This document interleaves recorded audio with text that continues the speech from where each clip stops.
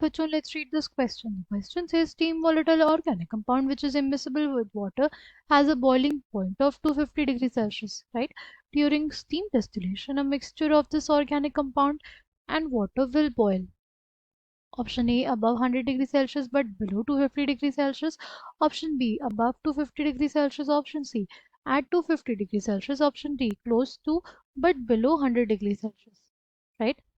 Key concept for this question is steam distillation. अगर हम लोग बात करें किसकी, स्टीम डिस्टिलेशन की, तो स्टीम डिस्टिलेशन बेसिकली हमारे पास किया जाता है उन सब्सटेंसेस के लिए जो स्टीम वॉलेटाइल होते हैं और वाटर में इमिसिबल होते हैं, राइट? उन सब्सटेंस के लिए जो वाटर में इमिसिबल होते हैं और क्या होते हैं, स्टीम वॉलेटाइल होते हैं, ठीक? स्टीम डिस्टिलेशन में जो लिक्विड होगा उसका पार्शियल प्रेशर कितना है, P1, राइट? और वाटर का पार्शियल प्रेशर P2, ठीक? इन दोनों के प्रेशर का जो सम होगा, सपोज P के बराबर है, तो जब ये P एटमॉस्फेरिक प्रेशर के बराबर होगा तब ही हमारे पास क्या होगा, उस मिक्सचर का बॉइलिंग पॉइंट होगा. वही हमारे पास मिक्सचर का बॉइलिंग पॉइंट होगा.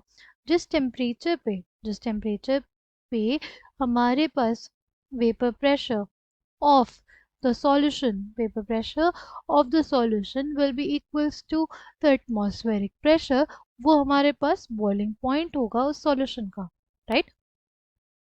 तो हमारे पास यहाँ पे जो वाटर है उसका बॉइलिंग पॉइंट कितना होता है, वाटर का बॉइलिंग पॉइंट 100 डिग्री सेल्सियस होता है, राइट?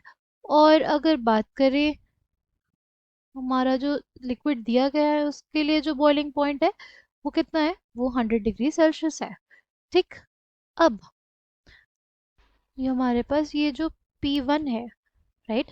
P1 होगा, उसकी वैल्यू कम होगी P से, राइट?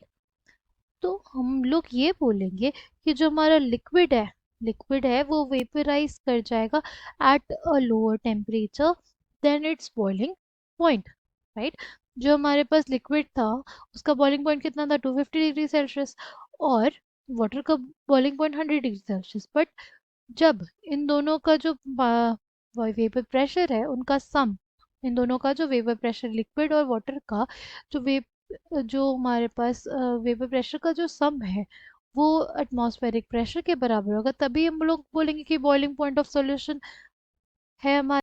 तो स्टीम डिस्टिलेशन में ये जो मिक्सचर होता है ऑर्गेनिक कंपाउंड और वाटर का, वो बॉईल करता है बिलो 250 डिग्री सेल्सियस, राइट? वो बॉईल कर जाता है बिलो 250 डिग्री सेल्सियस, ठीक? क्यों? क्योंकि अब हमारे पास जो प्रेशर है, राइट, ये जो प्रेशर है वेपर प्रेशर, वो इन दोनों का सम होता है, राइट? बॉईल कर जाएगा बिलो 250 डिग्री सेल्सियस, राइट? तो ये ऑप्शन गलत हो गया, ये ऑप्शन गलत हो गया, ठीक? अब हमें बात करनी है कि अब वो 100 डिग्री सेल्सियस से भी बिलो होगा.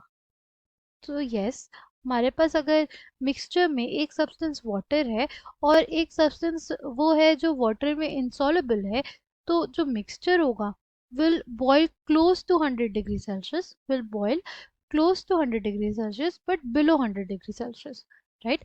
क्योंकि हमारे पास ऑर्गेनिक ऑर्गेनिक कंपाउंड है और वाटर का मिक्सचर है, राइट? पहले इसमें सिर्फ वाटर था, वो बॉईल कर जा रहा था कितने पे, 100 डिग्री सेल्सियस पे. अब हमारे पास इसमें ऑर्गेनिक लिक्विड भी है, अब इसमें क्या है, ऑर्गेनिक लिक्विड भी है. तो वाटर की जो हमारे पास बॉइलिंग हो रही है, वाटर जो हमारे पास बॉईल हो रहा है, स्टीम बन रहा है, स्टीम में ये जो ऑर्गेनिक लिक्विड है, स्टीम में हमारे पास ये जो ऑर्गेनिक लिक्विड है, स्टीम की वजह से, क्योंकि वो स्टीम वॉलेटाइल लिक्विड है, तो वो लिक्विड भी क्या हो जा रहा है, वेपराइज कर जा रहा है, राइट? वो लिक्विड भी हमारे पास क्या हो जा रहा है, वेपराइज कर जा रहा है. तो ओवरऑल जो हमारे पास बॉइलिंग पॉइंट आता है, राइट, वो हमारे पास जो बॉइलिंग पॉइंट ऑफ मिक्सचर आता है वो लेस देन 100 डिग्री सेल्सियस होता है, right, it is close to but below 100 degree Celsius.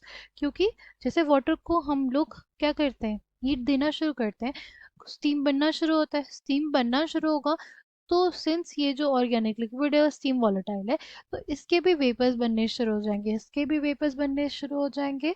तो हमारे पास कंपाउंड कंपाउंड का बॉइलिंग पॉइंट हम लोग जल्दी अचीव कर लेंगे, राइट, बिलो 100 डिग्री सेल्सियस ही अचीव कर लेंगे। इससे कौन सा ऑप्शन करेक्ट हो जाएगा? Option D will be correct. I hope you understood. Well, thank you.